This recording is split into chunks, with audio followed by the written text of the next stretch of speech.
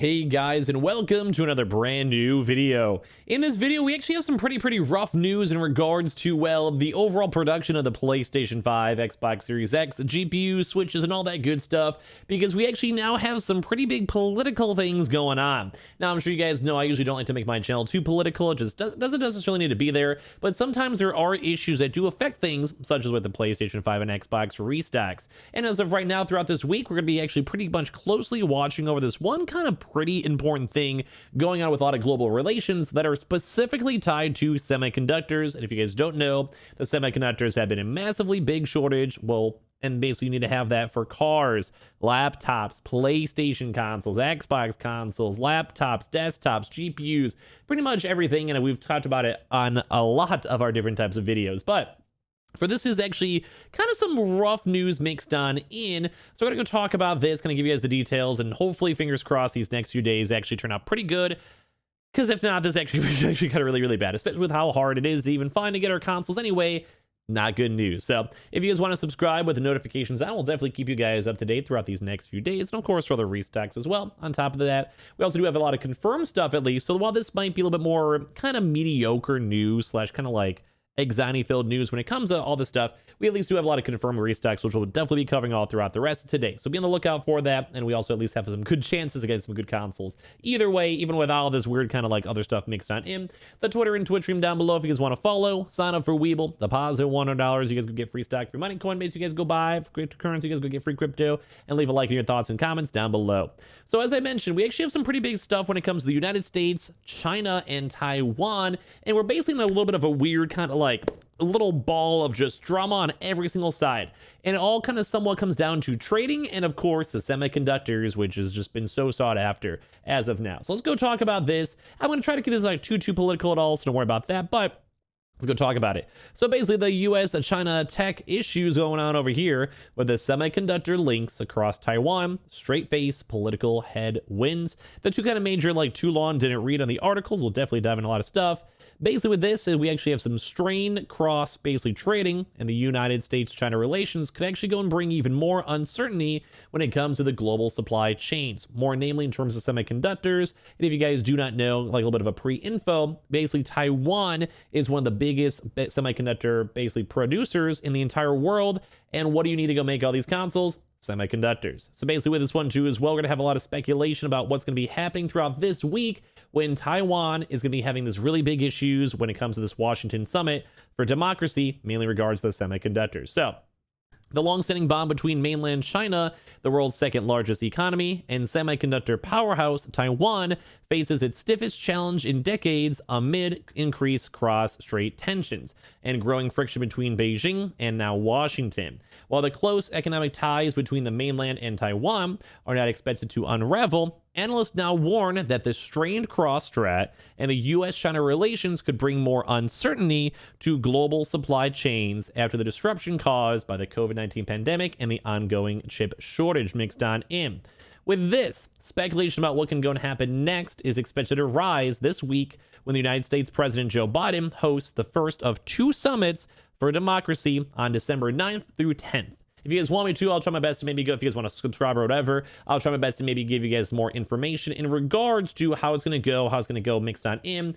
But the big issue is that right now we have a lot of trade issues. We have a lot of issues kind of going on everywhere.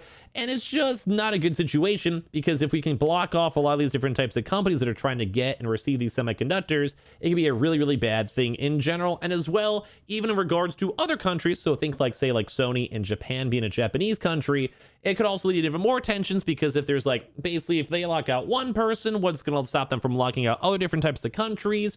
And overall, could even go more so even have like an overall blanket, say, like restriction. As you guys probably know, sometimes we have like embargoes and stuff like that we have to follow. We had that kind of really big issue before with like China and United States, where we had like a big 20% increase in basically import exports. And that could also be regarded to even say Taiwan or China, where if they want to maybe maintain their direct trades and keep like the Chinese and Taiwan basically economy going really well, they can maybe even go lock out other places such as like Korea, Japan, etc. So it's all kind of interlocks, and I'm sure you guys as of this know. But we basically have a summit for democracy in these next few days. Like I said, we'll give you guys more updates as it kind of comes on in. And Taiwan is among 110 invitees to the virtual event, which brings together leaders from the government, civil society, and private sector. According to the U.S. Department, China and Russia were not invited. To mark that summit, the U.S. Treasury Department will impose a series of sanctions targeting people engaged in corruption, serious human rights abuse, and who undermined democracy, according to Reuters' report last Friday. The U.S.-led event comes weeks after Biden and President Xi Jinping's virtual summit, in which Washington underlined its opposition to unilateral change the status quo over Taiwan Strait. So, interesting stuff. The Summit for Democracy is expected to raise the stakes for Beijing weeks after it urged the United States government to stop further contacts with Taiwan officials. This kind of ties in too because don't forget, Taiwan makes a lot of semiconductors, and as of right now, we have this really weird, like kind of awkward triangle where it's just not, it's kind of like no one really wants to give in, and like there's a lot more stuff mixed on in with it. The call was made by the Chinese Foreign Ministry spokesperson Zhao Lingyan. Well, if I said that wrong, I'm sorry. Last month after the second U.S.-Taiwan Economic Prosperity Partnership Dialogue, which focuses on issues such as supply chain resilience, digital economy, science and technology, and 5G network security, as well also too as well, which that could lead into very good things as we're having both. I would say this almost kind of leads towards more so bad right now because we don't necessarily know. We have to wait these next like week or so to kind of go and see what's going to happen, what people say, what kind of like trade deals are trying to be worked on in. Right now, we're kind of in somewhat good news though, because we are trying to have like nice fostered relationships with really big semiconductor plants, especially as right now we're kind of stalled for like the Intel and other various big companies, Samsung as well, to make their own plants and kind of focus on making more of these semiconductors. So it's kind of like there's like a really awkward standstill right now, and I think that's the biggest issue. The Biden administration intends to continue developing closer ties with the Democratic Island, which I think is good.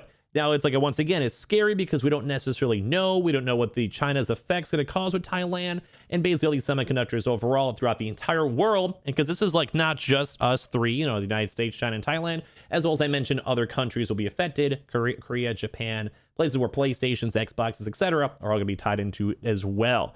So not too good. Basically as well too, they also want to go and actually see the tensions mixed on in because Beijing and Washington are trying to go and solve the global semiconductor shortage, but is also kind of caused by other issues because even with this, that has actually based us to go and kind of cut a lot of US car production. And that's why I'm kind of saying this line exactly is the whole point of this video, where if one country can kind of have that control / wants to put regulations on certain things, it can go and completely collapse up everything. So this next like week is gonna be a very, very scary week.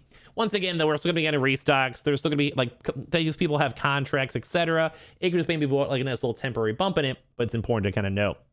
While the relationship between Washington and Taipei have become closer, the ties between Taiwanese chip makers and their customers on the mainland remain strong, according to Reese Liu, senior semiconductor research fellow at the Taiwan Institute of Economic Research.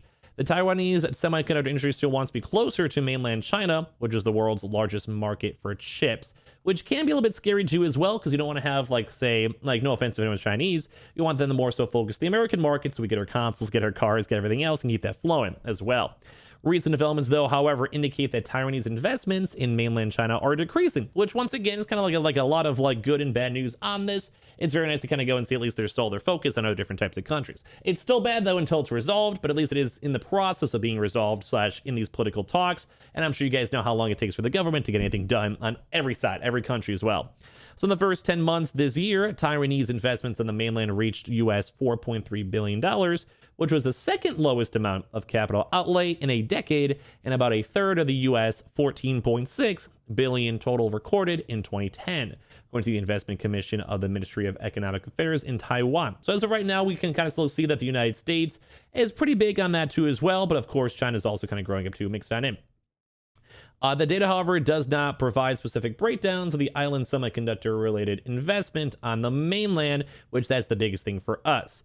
Earlier this month, Taiwan's ASE Group, the world's largest chip assembly and packaging service provider, sold its 4 factories on the mainland to Chinese fund Wise Road Capital for about $1.46 billion. The firm said its profit from the sale would be used to expand operations in its home market, which is kind of intriguing too as well, because right now everything's so bottlenecked, it's kind of surprising to see a company want to be like, hey, we'll still sell it. Like, I almost feel like you'd almost want to leverage that and maybe try to go and make even more and more money and then kind of keep on branching on the side, but that's just me. We think that that transaction was basically made to meet the company's need for business diversification, said Eric Sung, chief executive of Taiwan-based Azaya Research. Some orders from existing customers currently fulfilled in mainland China could be transferred to its facilities in Taiwan or other Southeast Asia countries too as well, which would also minimize the impact of the tense U.S.-China relations. Taiwanese Semiconductor Manufacturing, TSMC, by comparison, has managed to deepen its ties on the mainland as part of its efforts to cover its bases in response to trade and tech war between the world's two largest economies. Which is always kind of stinks because once again, we're in this kind of weird triangle where like they're trying their best to kind of appease both. China has a huge market, United States has a huge market. You can almost have to decide on which one you want to sit with because sometimes you can't even just do like a 50-50, just you can't do it.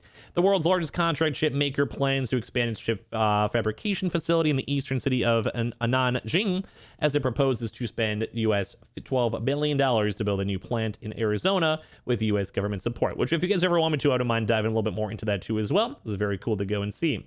It's also recently teamed up with Sony Group Corp as well to establish a factory in Japan, which we've covered on that channel beforehand too, which is very good news just for the PS5s.